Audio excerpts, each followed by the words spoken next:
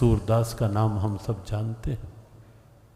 स्वामी शरणानंद जी महाराज मानव सेवा संघ के संस्थापक, प्रारंभ से ही बाहर की दृष्टि नहीं थी, लेकिन विचार की आंख खुली थी।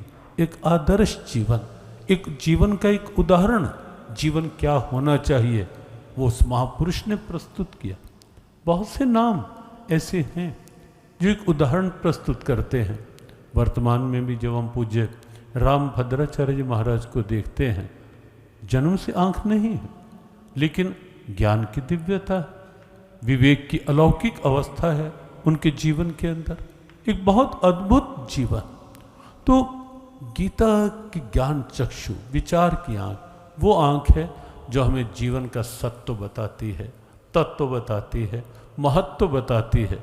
वरना आप सोचें, वो आंख यदि नहीं खुली हुई, विवेक नहीं है, विचार नहीं है, तो जीवन का पता ही नहीं लगेगा कि जीवन कितना दुर्लभ है, ये जीवन कितना अनमोल है, ये जीवन 84 लाख योनियों से कितना अलग है, और इस जीवन में क्या पाया जा सकता है, क्या किया जा सकता है, कितना इस जीवन का लाभ लिया जा सकता है, और कितना इस जीवन से लाभ दिया भी जा सकता है।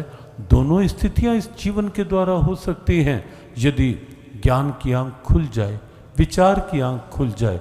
कितना लाभ लिया जा सकता है और कितना इस जीवन के द्वारा लाभ दिया जा सकता है।